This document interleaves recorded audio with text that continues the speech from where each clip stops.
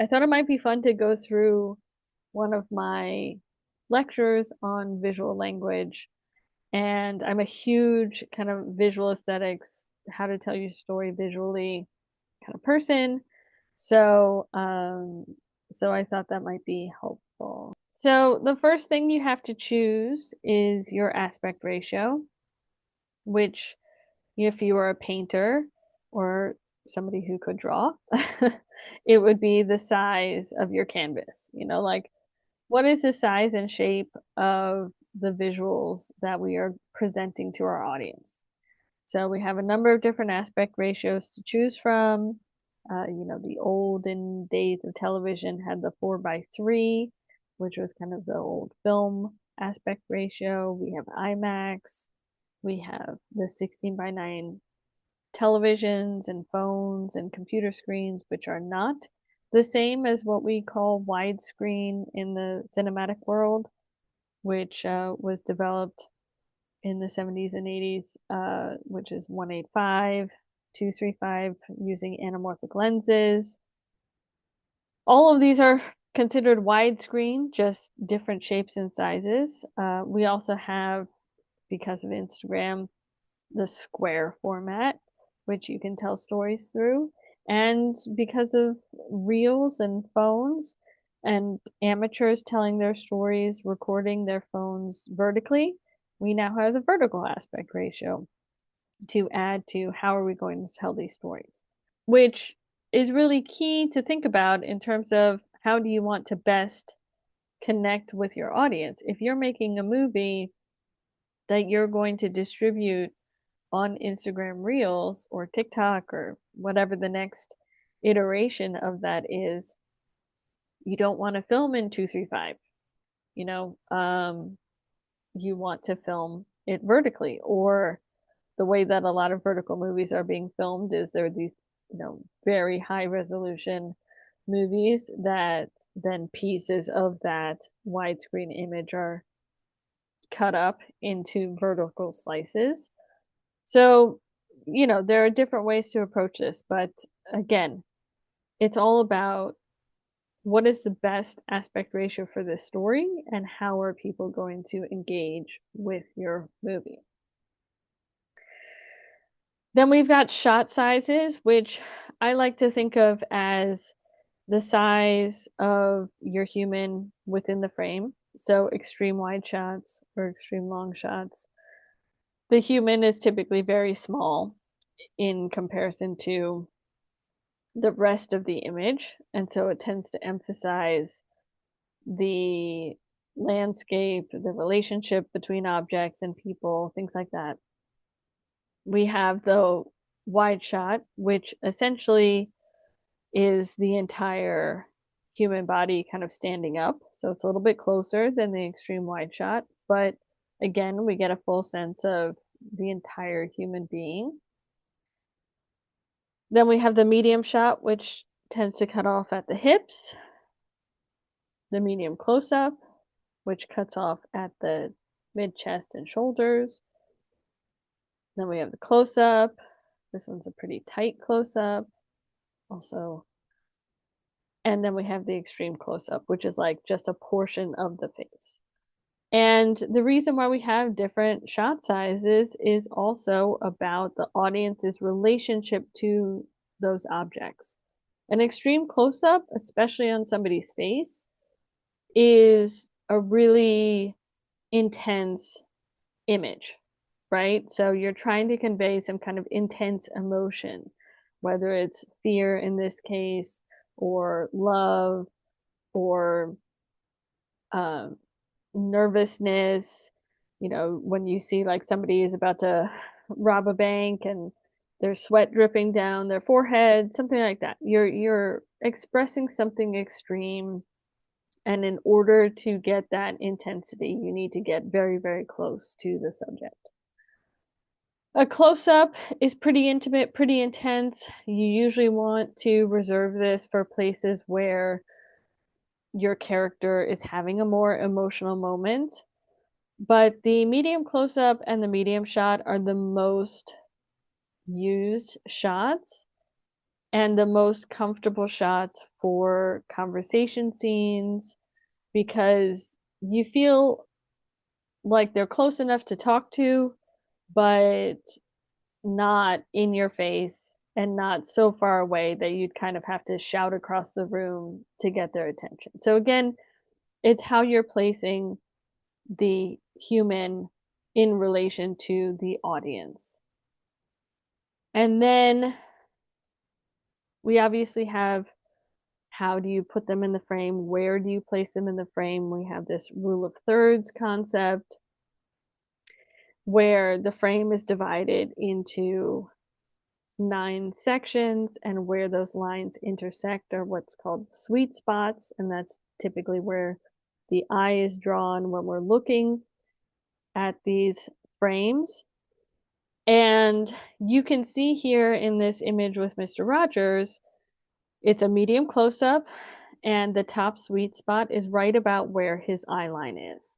And this is the most comfortable and the most comfortable image and kind of visualization for this kind of interview because Mr. Rogers is your friendly neighbor. You know, he is a childhood icon. You don't want to put him in a very awkward position in the frame.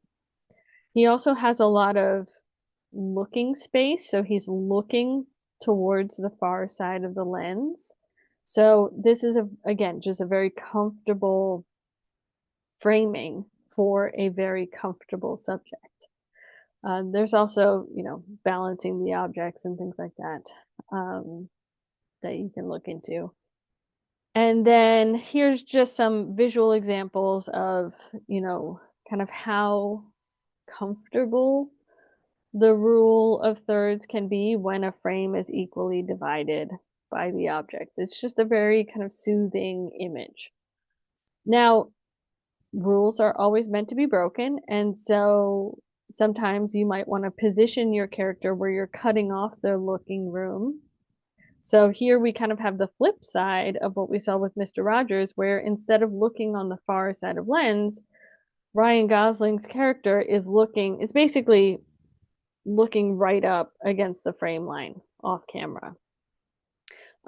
His eye line is a little bit high for that sweet spot, but essentially he's kind of on that third line of the frame.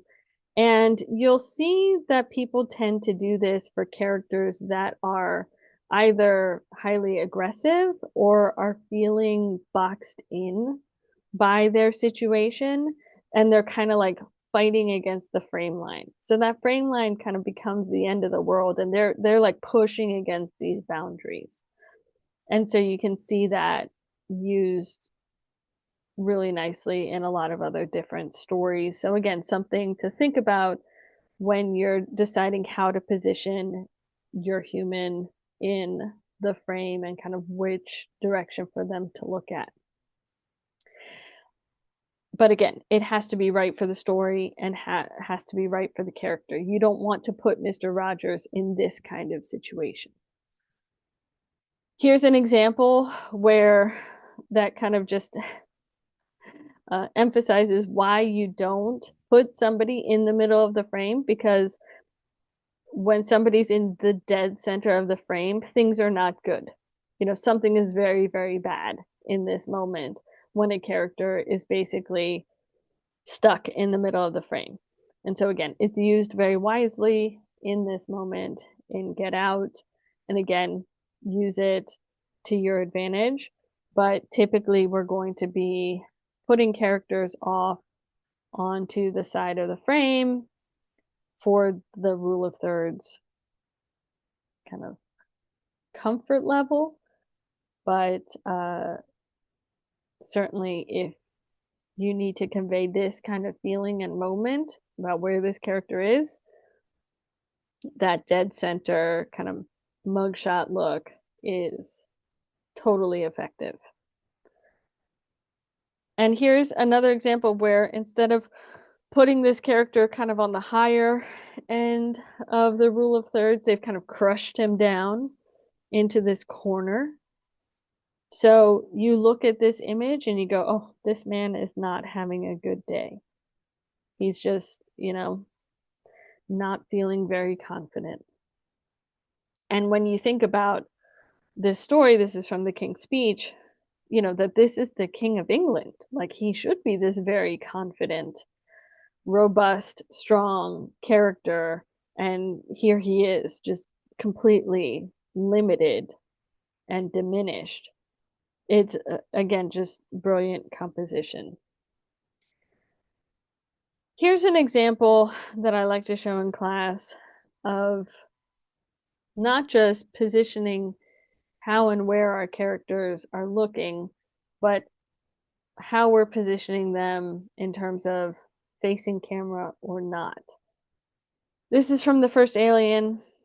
I had never seen this up until a few years ago, and I actually didn't, surprisingly, I didn't know much about this movie until I watched it. And my friend was asking me about visual aesthetics. He's not a filmmaker, and he was trying to get me to kind of explain how it works. And so we get to this scene. This is right after Sigourney Weaver's character has come back and they've brought the egg or whatever. So this is early on in the film, and she's having a conversation with the scientist. And she's positioned facing the light, kind of aggressively looking at the frame line. The eye line of the camera is up kind of level with her. So we basically feel like she's on the level with us, literally. Like she is a comfortable, open character because we are facing her. She is facing us. She's facing the light. And she is, there isn't any kind of angle to the image. And she's having a conversation and it's intercut with this image. This is the scientist. And so we've got this low angle shot where the scientist is pivoted away from camera, he's profile, and he's kind of hidden in the dark. And I paused the movie and I turned to my friend and I said, because of how this is shot and lit, I know right now at the beginning of this movie that this guy is the bad guy.